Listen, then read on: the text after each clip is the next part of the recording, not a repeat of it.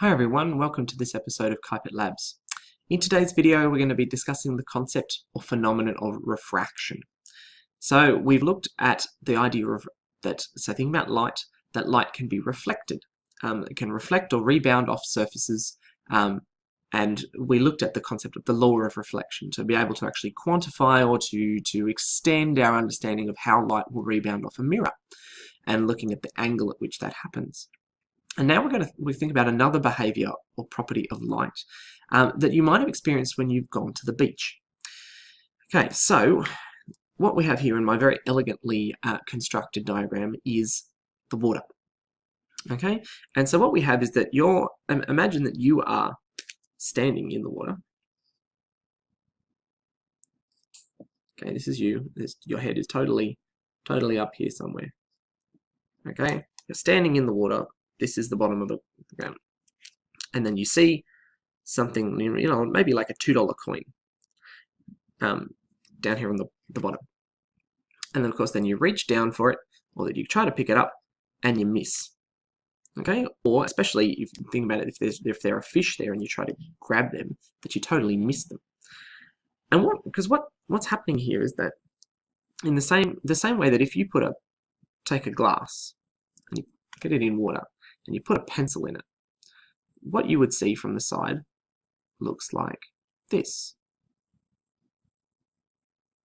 Okay, that the pencil appears to be split, or appears to have broken, which clearly it can't have. But you can pull it out, you can put it in, but then this is what you see. And what we're seeing here is that the light here is bending. And so that the light that's coming from our coin underneath the water, as it's reaching our eyes, or as it reaches the surface here, it bends and it travels up here in clearly a straighter line than my diagram would let on, to our eyes. But then we look down and we think that it must be here. Okay, that it's closer than it actually is. Our eyes are deceived. And why does this happen? Okay, well, basically the main difference is the fact that there is air and that there is water, and that there are two different substances here that the light is traveling through. Okay, that's kind of the key concept that we have. Okay, so let me clear this away and let's unpack it a little further. Okay, so I'm going to write up a definition for you, so make sure that you copy it down.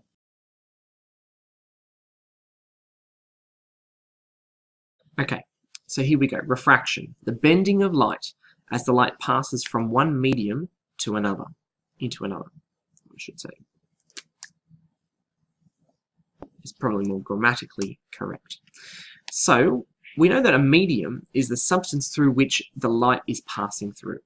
That might be air, it might be water, or it could be lots of different things. Now remember that light can travel in a vacuum. Light does not need a medium to travel, but it can still travel through a medium.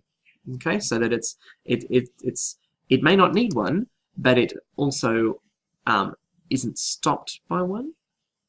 It's getting a bit late tonight. I'm not really making a lot of sense. As far as it can travel through a medium or without, it doesn't matter. Okay, and so what we were noticing in the situation before I confused myself royally, is that light in that situation has bent. Okay, so that we talk about light traveling in straight lines, but then actually, if we kind of draw it back here, that the light, as it reaches the boundary between the water and the air, it bends and changes direction. Okay, so that it's not traveling in the same straight line that it was before, which is kind of, if you imagine that kind of continuing up this way, that would be continuing up on the same path as before. And likewise, if it was traveling in straight lines based on how you're seeing it, you would think that, okay, this is where the lights actually come from, and this is where the confusion comes in. We think the coin's over here, but actually the coin's over here, and we miss it. Okay? And so what's happening, is that ray of light is being bent as it moves from the water into the air, or from the air into the water, either way. So the reason that this comes about is due to a change in speed.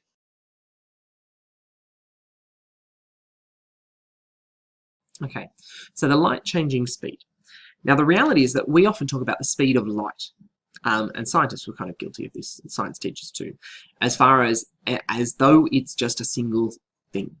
Now, the reality is that light does travel at a particular speed, but it travels at that particular speed depending on the medium in which it's traveling. So the speed of light in a vacuum is, 299,738,000 something, kilometers per second. No, not kilometers, meters per second. Yeah, that would be crazy fast. It's already crazy fast, but still. But yeah, so that's the speed it travels in a vacuum, like in outer space. But that light will travel at a different speed when traveling through air in our atmosphere, when traveling through water, when traveling through glass or perspex or other materials, that its speed will be different. And so what happens is that because its speed will be different, depending on the substance, that it will be changing speed as it moves in or out of that medium. So let's think about, instead of our thing of water, let's think about a glass block, okay, or a glass prism. Okay, so a rectangular prism into which we are passing a beam of light. Okay, so we're firing it at our glass prism. That is an M, believe me. And so what happens is that then, so that as the light enters this block, it bends, and it bends this way. Whoa, I totally didn't do a straight line there. Forgive me. Science teacher's mistake. Okay, so the line has bent this way. And then what we notice, that then as it comes out the other side, okay, is that it comes out again and it bends back the other way. So that what you would see is that if you could get a ruler and you line up along each of those lines, that they're actually parallel with each other, but just offset a little bit. In the same way that then when we see our pencil in our glass of water, that the pencil still looks lined up. The pencil doesn't look totally bent at an angle, it's just that it's kind of like it's almost separated apart. Like the woman in The Magician, cut in half in the box trick, but she's actually separated in half. So what's happened is that we've got light bending at two places, here and here. So what we've got, as it goes from air into the glass, the light slows down. As we go from glass back into air, then it speeds up again. So the speed at these 2 points is the same, but is faster than it is when it's traveling through the middle. Okay, so let's think about maybe like traffic is probably a good example. So, like highway, city, highway. Okay, so that we're traveling at the same speed on these ends, but it's slower in the middle because it's harder for the light to travel through. So the idea is that light travels more slowly in a denser medium. Okay, so as density increases, speed decreases. Okay, that's what those arrows are for, increasing and decreasing. So light travels more slowly in a denser medium.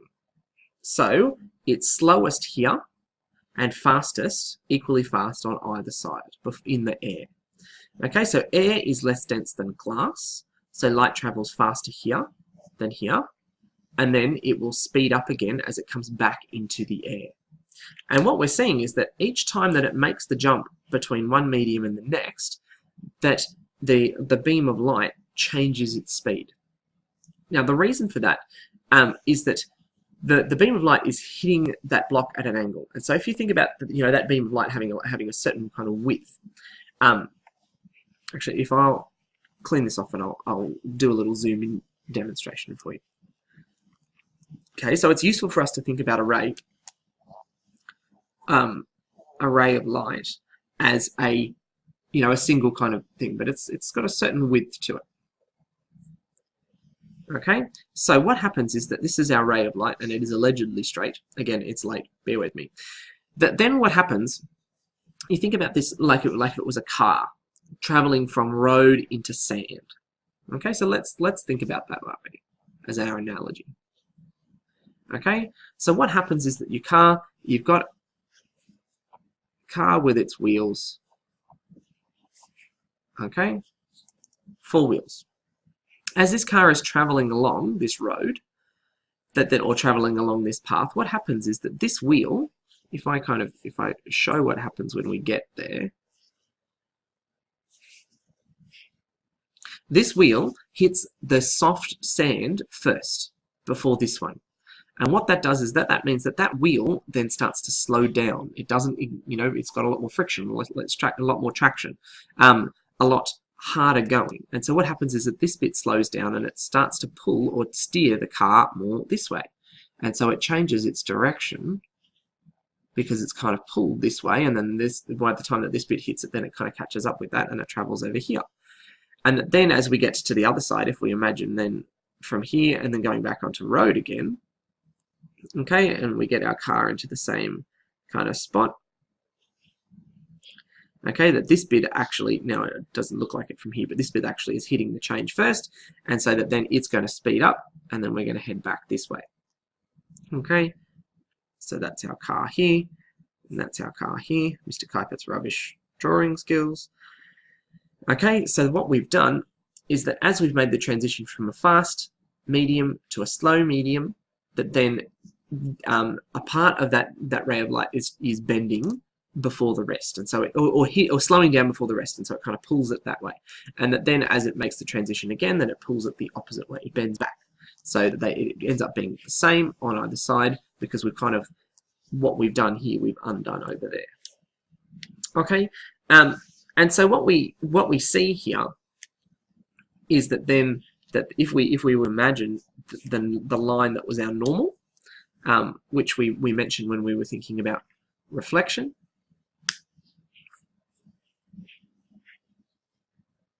Okay, so that what actually happened if we continue that line through is that this has bent back towards the normal as it slows down, and then if we look at a normal over here, that this is bent away from the normal at this point. Okay, so that as we're getting a change in that speed. All right, so we've looked at refraction, this idea of bending of light as it changes from one medium into another, and we've seen that that change is due to a change in the speed of light, that the speed of light is not equal for all materials, that as the light passes through different media, that it will speed up or slow down, which causes the path of it to bend. And that then, using a car analogy to help us to try and understand that a bit better. All right, thanks very much for watching. Bye for now.